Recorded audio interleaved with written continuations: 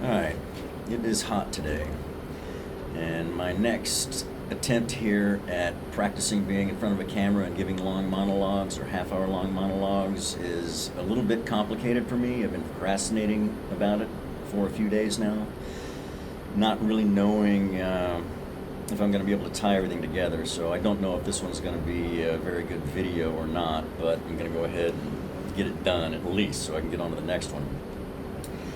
So one of the reasons I'm doing this, well, there's two reasons altogether. One is that I hope to make a documentary out of my bicycle trip that I'm doing, and if I'm going to do that, I'm going to have to be good in front of the camera. And also, though, I am looking for sponsors in general, and I have an opportunity to get a particular sponsor that is a nicotine pouch company. They have a lot of brands, but there's a nicotine pouch brand that I'm interested in sponsoring them on. And I figure if I'm going to do that, I'm going to have to get good in front of the camera for that as well. So I hope this one turns out okay. I want to focus this one on a little bit of a different area because the nicotine pouch company that I'm looking to get sponsored by is closely associated with a major conservative news podcaster, or he's an influencer now, but he was on Fox News for several years. That's Tucker Carlson.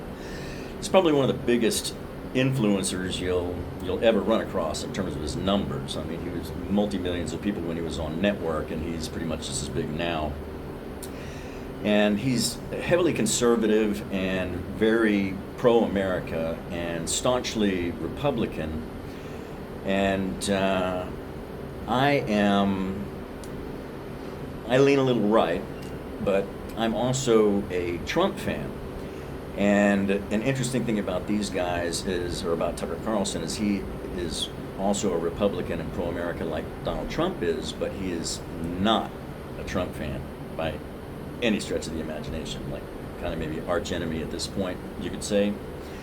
At least on certain issues. I don't follow everything super closely because I read my news. I don't watch too terribly much of it at this point. But another thing also is that Tucker Carlson is a committed Christian, and a number of the executives at this nicotine pouch company are Christian as well.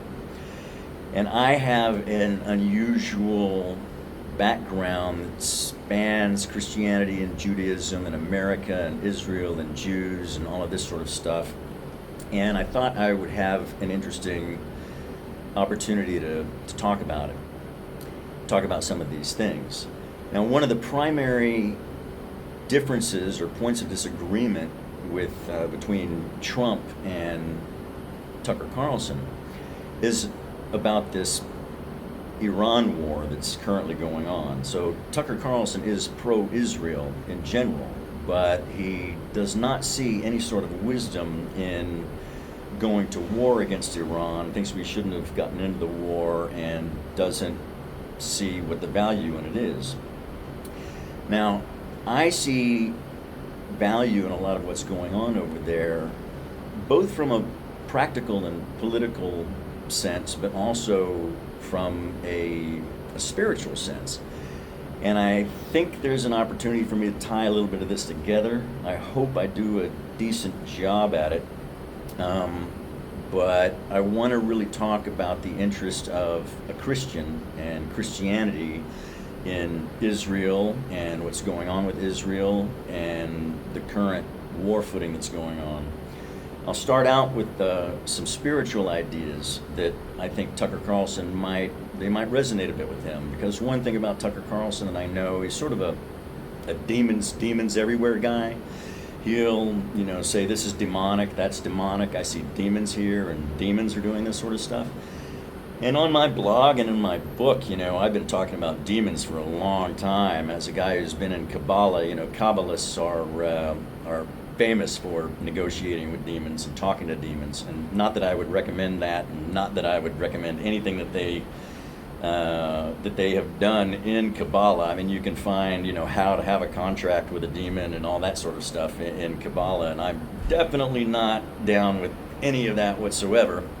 But my wanderings have taken me very far afield. I have gotten into all sorts of trouble that you just would not believe. And I have talked to demons more or less face to face. I mean, I have not seen demons with horns and tails and all that, but I have seen guys on the street come up and talk to me that, or in my life come up and talk to me that, are demons, right? Like, and they'll even say, my name is Azazel or whatever. I mean, just really, really crazy stuff. Some of that is on my blog, and if you want any of it, I'll give you some blog posts to read that might trip you out. But I went through a lot of spiritual phases in my life around demons, and in certain low points in my life where demons had a lot of control over me and were basically everywhere and in everyone that I saw. Part of that was, sort of putting them aside and looking elsewhere. That gives them less power. But I just, you can't. I cannot ignore the fact of their existence, and so I have that, I guess, a bit in common with Tucker Carlson. I'll see demonic activity here and there and so on. And so I want to start with that. I want to start with the spiritual aspect of what is going on between with Israel and the Middle East and America and Christianity and all that sort of stuff from a spiritual perspective and a biblical perspective, a Torah perspective that that involves demons. And so one of the things that I wanted to start with is there's a verse in the book of Daniel where Daniel is having a vision and he's talking to an angel, and the angel says, "I'm sorry I couldn't get to you sooner, but I was withheld. I had to fight with the prince of Persia, and therefore I couldn't come to you for 3 weeks." I believe that's what it was. I think the angel might have been Michael, but I'm not 100% sure on that. I guess I should have looked it up before I got on this. Anyway, so the idea that I wanted to convey with that is that demons, and actually angels as well, seem to be grouped up into their various tribes and factions and so on, and that those tend to correspond with the various tribes and factions of humanity. So that the Prince of Persia is the demon or demonic lord or whatever, or the demonic force that is in control of Persia. Now there are demons with every people and every race and all of that sort of stuff. So I don't really want to pick too hard on Iran because of this. But that is a biblical statement that Persia has a demonic prince. And you'll see in the New Testament, the Apostle Paul talks about we are at war with principalities and powers and so on. And when you look into Christian and Jewish, and I think actually I really only glanced at it years ago, but I think also it's common to Islamic demonology and angelology, that they actually have these things like the choirs of angels and the levels of demons and so on. And some of those are called the principalities and the powers and so on. All of that goes back to this common scriptural basis.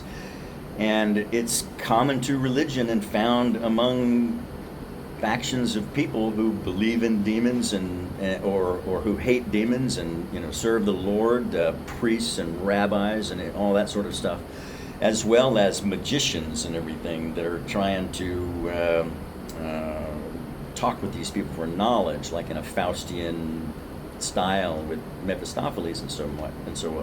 So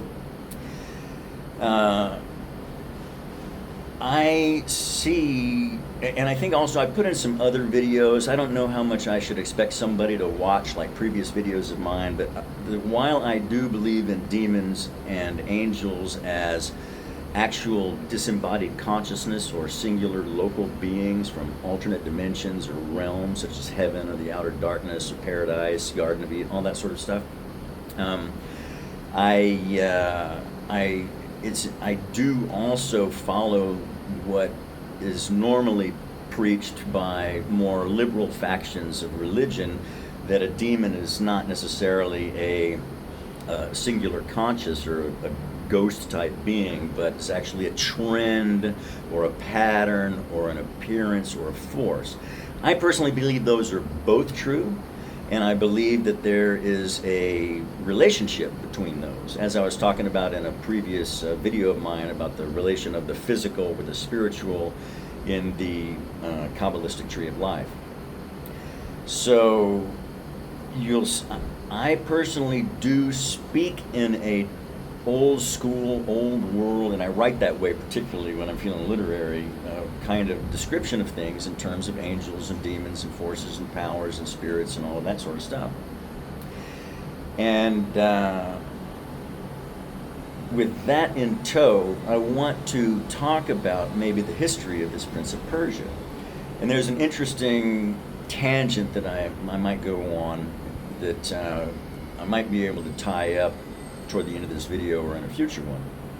But when Israel was brought into Babylon,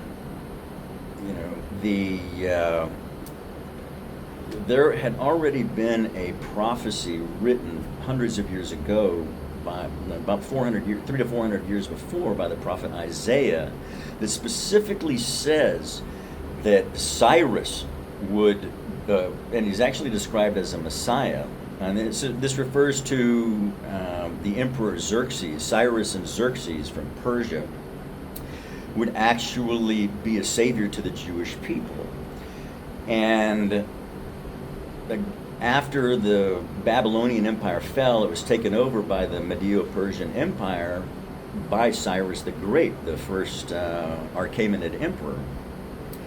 And he's taken over his court now, and these Jews come up, Daniel and his descendants come up and pretty much say, look, there's this prophecy about this guy named Cyrus in our Holy Scriptures. And at that point, there's something really interesting happens here, because Cyrus has like an opportunity. He's the emperor of the world, okay? He can do anything he wants to do. And when he reads that, he has the opportunity to say, well, I'm just going to kill all the Jews. I'm going to make sure that does not happen.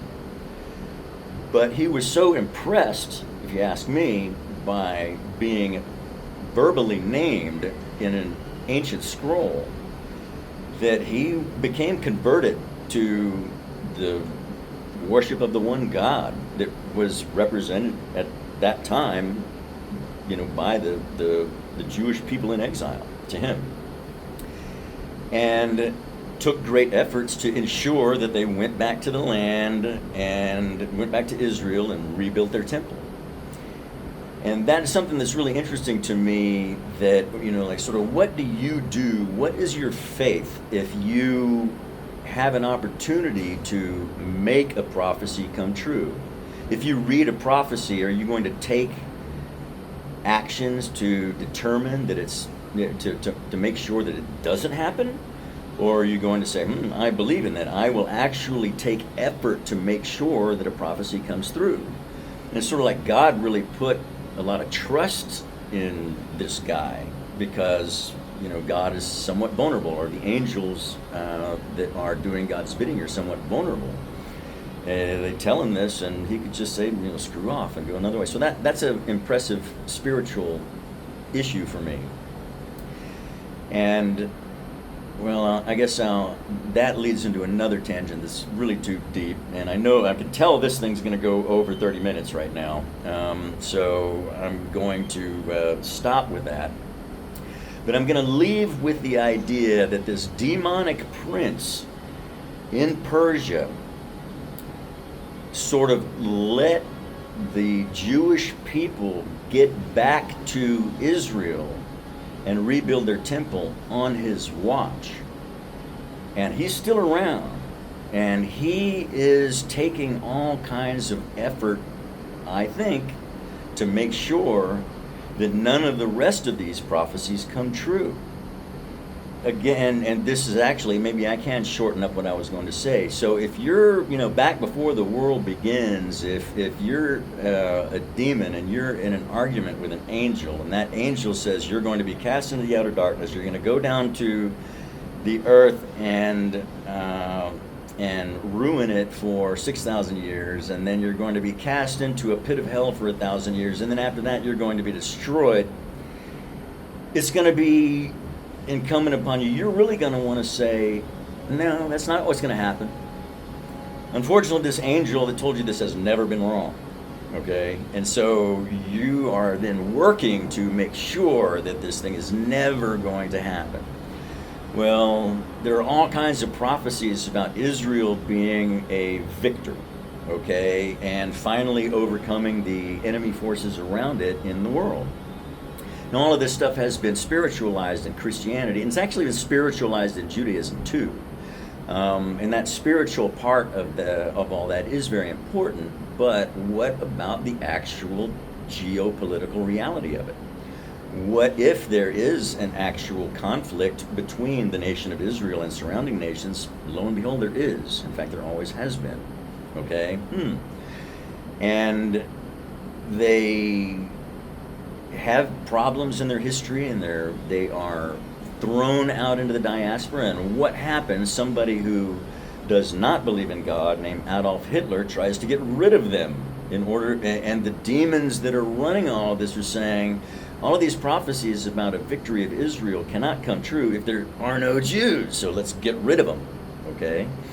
And demons within Christian churches have, forced Jews to become crypto-Jews and things like that in order to get rid of Israeli Jewish identity so that they have no chance of coming back to fulfill any of these prophecies. And here we are 2,000 years later, and there is a nation of Israel again, and they're speaking Hebrew again. There are a few things in the Christian Bible, in the New Testament, that have to happen before there is, this ultimate victory of, in the case of the New Testament, a messianic return of Jesus. But there's a lot of commonality in this. In all of this understanding with Judaism and a messianic advent and a first appearance of the Messiah.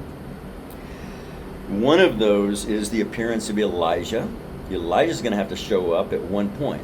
So I'm sure these demon people are running around looking for anybody who might be Elijah to get rid of them.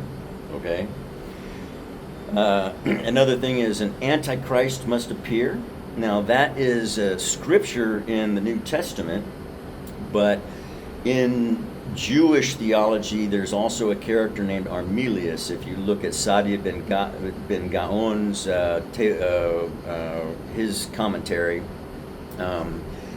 you'll see that there's a character named Armelius, and it's referenced that there's a lot of older Jewish tradition that talks about an Antichrist character called a Moshiach Sheker, or a false Antichrist. And it's actually somewhat universal in religion. There is a Masih ad-Dajjal in Islam as well. And so this Antichrist character is in Christianity and Judaism and Islam. One thing that I have seen in the New Testament is that there will be an awakening of some sort within Israel before all this happens. If you look at Romans 11:25, it says, I don't want you to be unaware of this mystery, but there is a partial blindness on the Jews. Pardon me, Jews, we're talking about the Apostle Paul, but he said there's a partial it's only a partial blindness on the Jews until the fullness of the Gentiles has come in, or the times of the Gentiles are complete. And so there is an awakening to be expected, and I haven't really explored a lot of that in the rabbinic literature. I have, seen a lot of commonality between the New Testament and the rabbinic literature in terms of just the dastardly condition of things in the end times. If you look at Sanhedrin 98, and so on. But in the New Testament, at least, there is an awakening of some kind. Now, I'm sure every Christian is going to say that all the Jews are going to accept Jesus as the Messiah and all that, and that's probably a really sticky point. But exactly what this awakening is, but there is an awakening that is supposed to happen. Well, another thing that's also in the New Testament is that the temple will be rebuilt, and I believe that's also in Zechariah as well, and in the Hebrew Bible, in the Tanakh, the Old Testament. And so there's commonality there that there will be a rebuilt temple. And today you now have Israel back in the land, which is, I think, a miracle. I don't think anything like that has ever happened with any other people. But you also have a temple being rebuilt, and there's a big fight over it because there's a very important mosque on it right now, and it's been a big stickling point in Middle Eastern politics for a long, long time. I believe Jared Kushner said in his memoir that he had all kinds of great cooperative, supportive interaction from Muslim leaders until they started talking about a temple. It's the big stickler in Israeli, Muslim, Jewish, Arab relations right now. And so these things got to happen. Most of them are in common between Judaism and the New Testament and most of Christianity, if these things are seen on a political level and not only a spiritual level.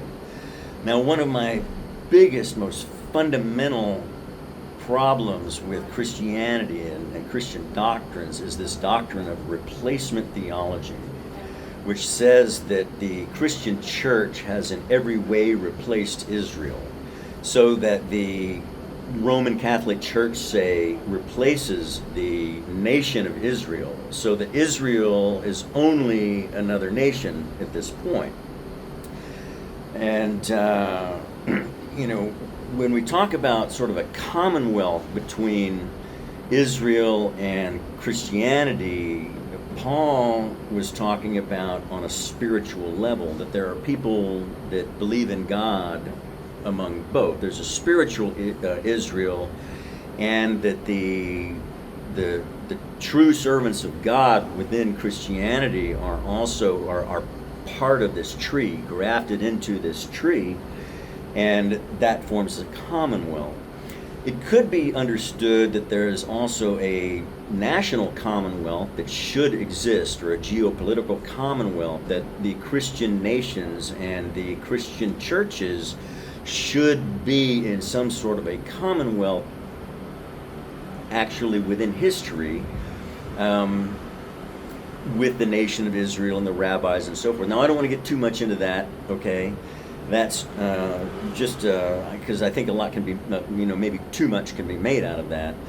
But I did want to throw that out there, that this commonwealth idea can be extended to on spiritual levels, or from spiritual levels to actual geopolitical levels. And a lot of evangelical Christians really see a lot of value in what is going on in national Israel and among rabbis and among Jews. And with the, hang on, just I'm gonna get a drink. So within Christianity, there is this concept of like a two-covenant theology, where Gentiles need Jesus to be saved, but Jews don't, okay? Now, I don't necessarily buy into that, but I also don't buy into a simple verbal confession of Jesus Christ or whatever is checks the block and you're good to go. My view on that thing is fairly nuanced and would take probably multiple videos, because it's not only Jews and so on. You're talking about what happened to the Eskimo in the North Pole in 1000 BCE, who never heard of Jesus and all this sort of stuff. So That's a whole big issue, but I did want to say, though, that there are a lot of Christians who are non-evangelistic, who are very helpful towards Israel because they believe there is a separate role for actual national Israel in the fulfillment of these prophecies. In fact, when a lot of Christians talk to Jews, one of the complaints that they get from the Jews is, you don't really love us, all you really want is Jesus' landing strip. Okay, that's a kind of a valid complaint depending on context, but it's also a valid point. As a Christian, do you want Jesus to have his landing strip? Okay, and Jews, do you want your country to be around for the Messiah to arrive? So taking this now back to the Prince of Persia, that guy let the Second Temple get built on his watch, and I think he's pretty much determined not to have it happen again. And if I were that guy, okay, what I would do to make sure, if there was a prophecy that the Messiah was going to come or come back, however, and he was, and Israel was going to reign, and you were going to get, I was going to get cast into hell or whatever, all that sort of stuff, and I did not want any of that stuff to happen. I wanted to prove that the future is not set, that prophecies are just come true by chance, or something along those lines, that things can go a completely different way. What I would do at this point, now that Israel is back in the land, is I would nuke Jerusalem. I would nuke the Temple Mount. I would nuke as much of Israel as I could. And one interesting thing you find is, I can't remember if it was during Rising Lion or Roaring Lion or Epic Fury or whatever, but there was, during one of these previous periods of escalation, an attack on the Dimona nuclear facility. So in other words, if we can't build a bomb, maybe we can irradiate the country by blowing up their nuclear plant. Okay? So I see basically a genocidal plan on the part of Iran. And on that note, if you're a member of Hamas or you're a member of the Palestinian Authority, what do you think about Iran trying to blow up the nuclear facility at Dimona? I mean, that thing's right next to Gaza, The Iranians do not care too terribly much about those Gazans, if you ask me. They'll give Hamas all kinds of money, but they don't care too terribly much about Hamas or about the Gazans. So I guess with that, I see, moving on to the geopolitical realm, a very intractable situation that never seems to change.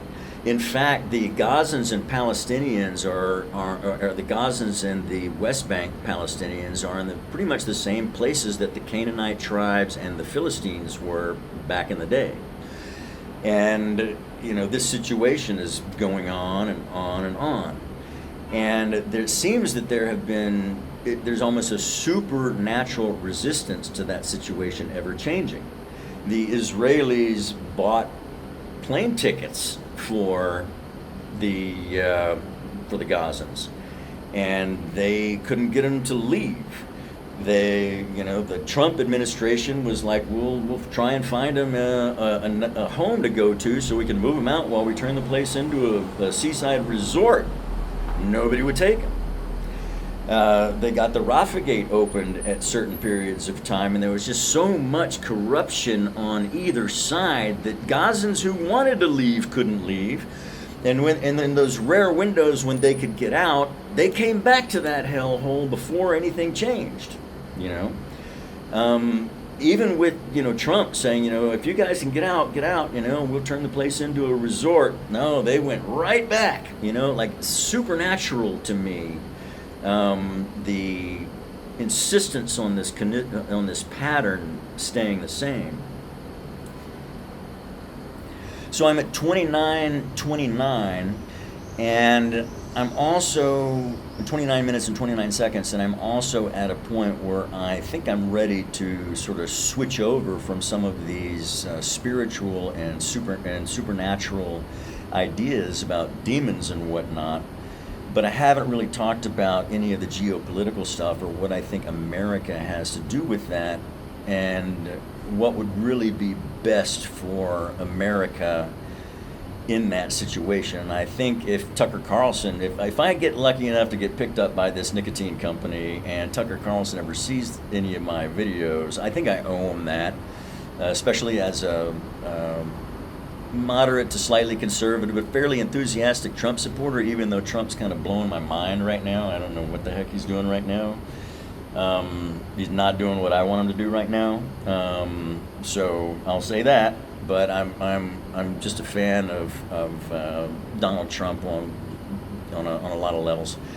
So with that in mind, I'm going to go ahead and stop this, and then hopefully before hell freezes over or whatever, I'll get to part 2 of this thing, and talk about some of the issues of war or no war, and America first versus America and Israel and all that sort of stuff. But for now, I'm going to stop this video.